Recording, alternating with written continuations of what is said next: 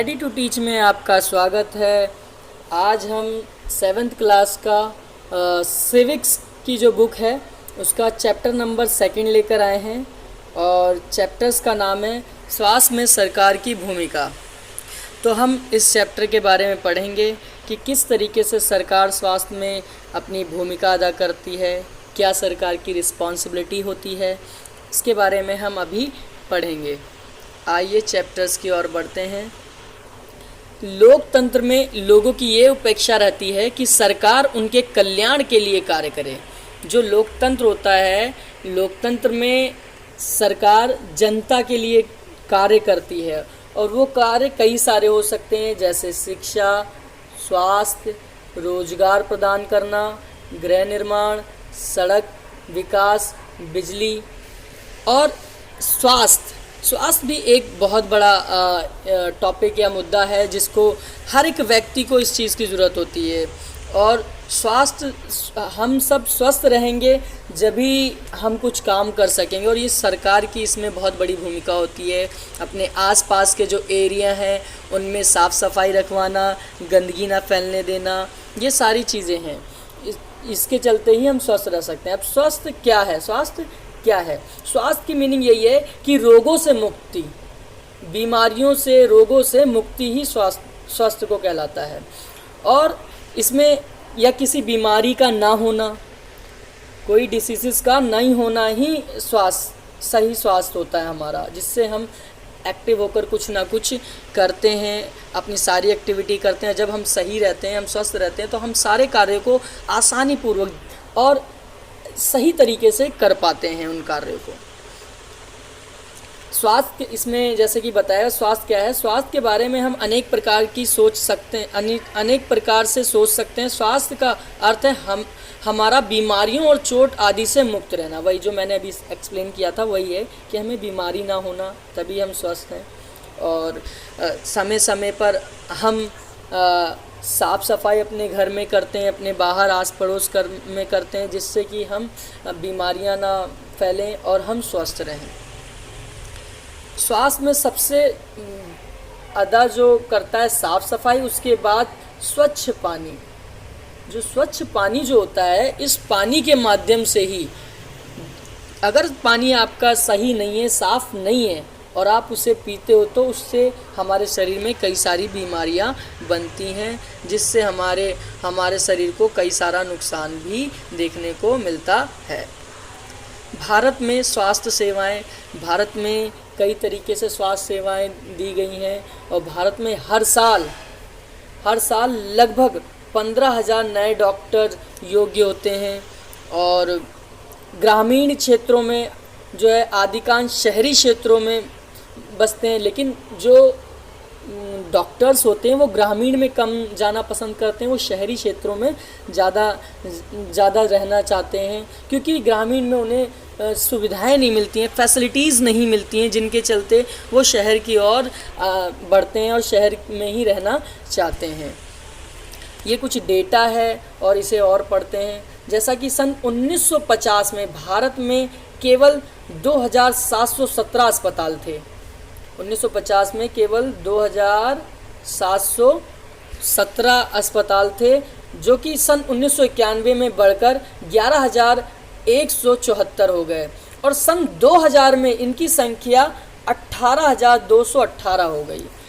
तो देखा जा रहा है साल दर साल एवरी ईयर चेंजेस देखने को मिल रहे हैं, चाहे वो हॉस्पिटल्स में हो या किसी भी तरीके से हो, जिससे विकास किया जा रहा है। लोग बीमारियों पर पकड़ बन रही है, जैसे कि अभी टीबी की इसमें बात की गई है।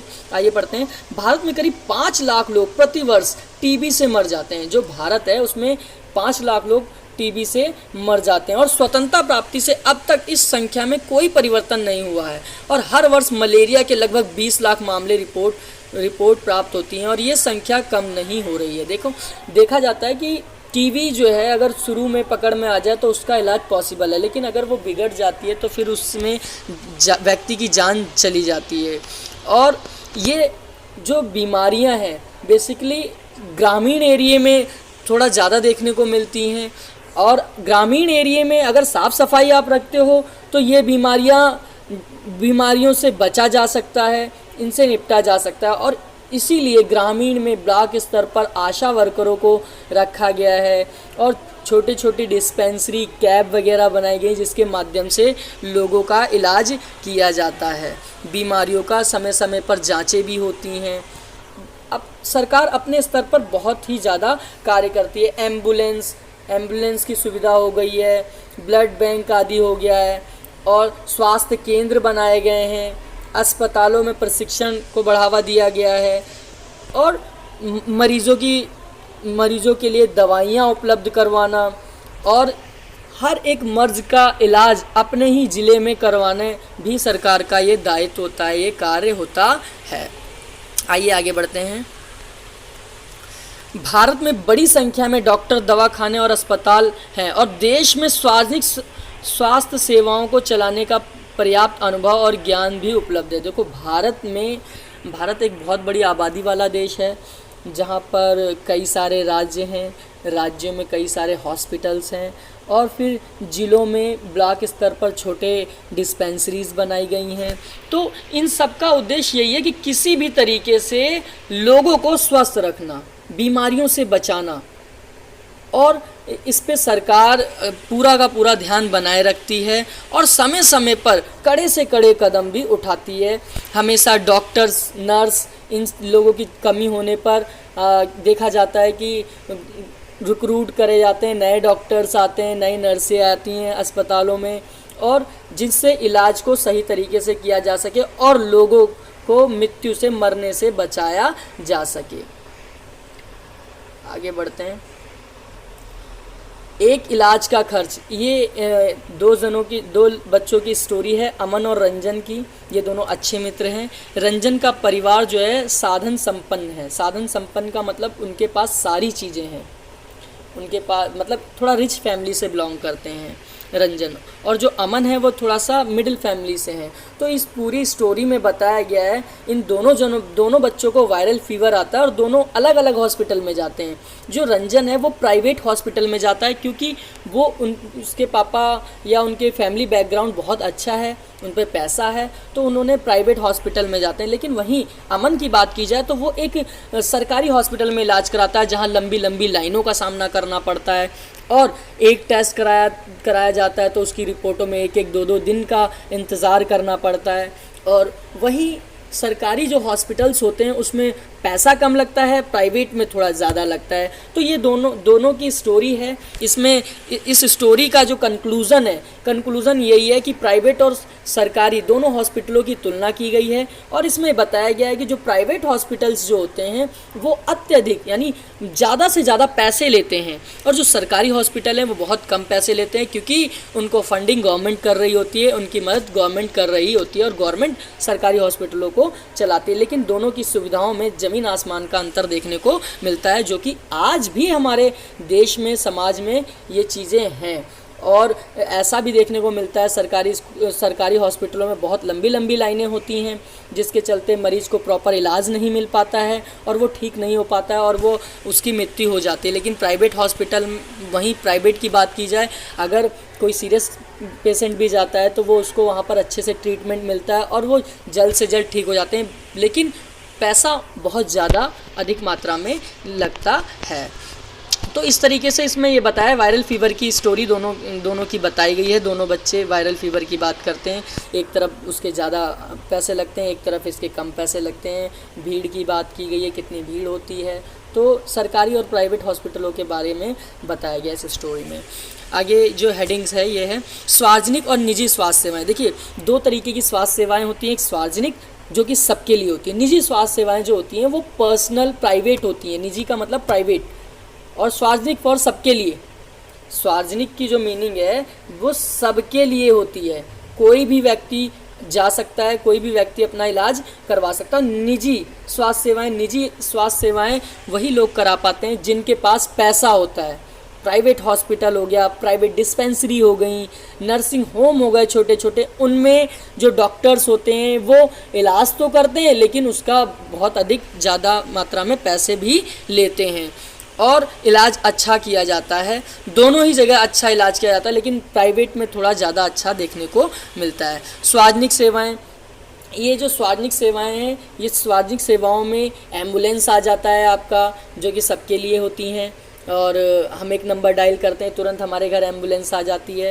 तो देखा यह जाता है, और वो एम्बुलेंस जो आती है वो हमें सीधे सरकारी हॉस्पिटल में ले जाती है, क्योंकि वो गवर्नमेंट हॉस्पिटल्स हैं। गवर्नमेंट का ये कार्य होता है कि अपने लोगों तक सुविधाएं उपलब्ध कराना, चाहे वो स्वास्थ्य से संबंधित हो। अभी हमने चैप्टर स्टार्टिंग में पढ़ा था, कई सारे मुद्दों पर या कई सारे टॉपिक्स पर वो काम करती है, सड़कों पर, शिक्षा पर, स्वास्थ्य पर। तो गवर्नमेंट का ये कार्य होता है कि वो स्वास्थ्य पर भी पूरी तरीके से ध्यान दे।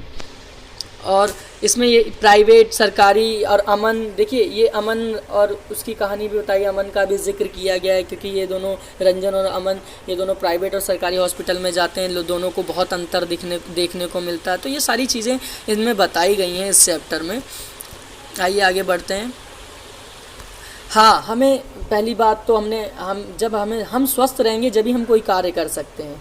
तो हमें स्वस्थ रहने के लिए सबसे पहला जो कार्य होता है कि अपने आसपास सफाई रखना, कहीं भी पानी जमा ना होने देना जिससे मच्छर उत्पन्न ना हो।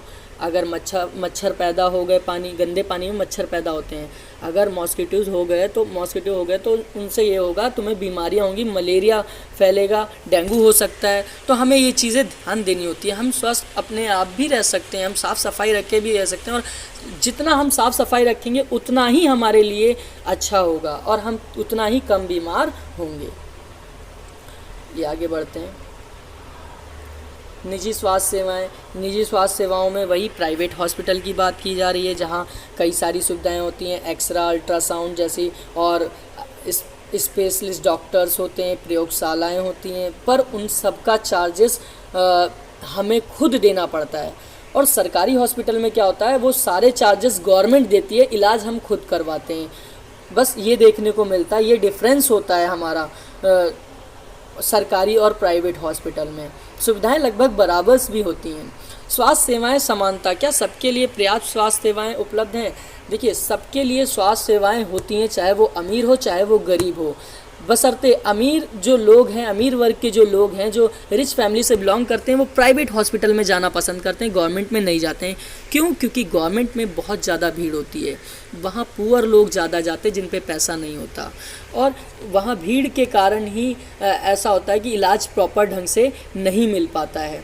इसीलिए लोग प्राइवेट की ओर ज़्यादा जाने की करते हैं। लेकिन समानता तो है, एक तरफ समानता है, लेकिन दूसरी तरफ ये भी देखा जाता है कि अगर आपके पास पैसा है तो आप प्राइवेट हॉस्पिटल में जाते हो, सरकारी में नहीं जाते हो। लेकिन आप अमीर आदमी और गरीब आदमी दोनों ही सरकारी हॉस्पिटल में अपना इलाज करवा सकते हैं। जैसा कि इस चित्र में दिखाया गया है, ग्रामीण इलाके में अक्सर एक जीप ही मरीजों के लिए चलता फिरता दवाखाना है। देखिए, जो बहुत ही पिछड़े गांव होते हैं उनमें जीप के माध्यम से इलाज के लिए भेजा जाता है और वो वहाँ पर इलाज किया जाता है, और गांव के लोगों को तरह तरह की दवाइयाँ समय समय पर दी जाती हैं, और उसका सारा खर्च राज्य सरकार या केंद्र सरकार द्वारा किया जाता है। क्या किया जा सकता है? देखिए, इसमें यही है कि हम अपना इलाज जिला अस्पताल में कराएं या राज्य अस्पताल में कराएं। अगर हम वहाँ नहीं ठीक होते तो हम किसी दूसरे राज्य में जाकर भी अपना इलाज करा सकते हैं। सरकार कभी इस चीज़ पर दखल नहीं देती है, और ये सरकार का कार्य होता है कि हमारे राज्य के जितने भी लोग हैं उनको सारी सुविधाएं मिल सकें। केरल के बारे में इसमें जिक्र किया गया है।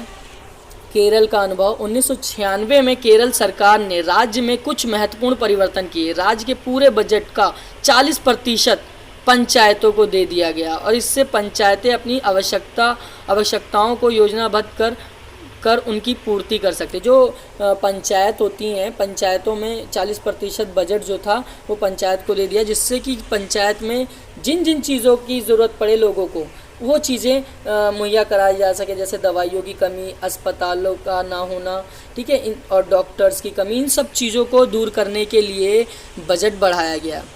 कोस्टारिका का तरीका भी, ये एक जगह है, ये एक दक्षिणी अमेरिका का सबसे स्वस्थ देश माना गया है। ये जो कोस्टारिका है, ये दक्षिणी अमेरिका का सबसे स्वस्थ देश माना गया है और सबसे अच्छा देश इसे माना गया है। और इसमें बीमारियां बहुत कम देखने को मिलती है। क्यों? क्योंकि यहाँ पर पीने का पानी सुरक्षित है, साफ़ पानी है, सफाई ज़्यादा है, पोषण, आवास, ये सारी सुविधाएं वहाँ बहुत ज़्यादा हैं और लोग साफ़ सफाई ज़्यादा रखते हैं। कोई भी चीज़ खाते हैं तो उसको धोते हैं। ये सारी चीज़ें इसके अंतर्गत आ रही हैं, इसलिए वहाँ के लोग बीमार कम पड़ते हैं और स्वस्थ रहते हैं। तो अब ये लास्ट टॉपिक था इस पार्ट का, इस लेसन का। अगर ये वीडियो आप लोगों को अच्छी लगी हो तो लाइक करें, शेयर करें और हाँ, चैनल सब्सक्राइब करना ना भूलें। Ready to teach. Thank you. धन्यवाद।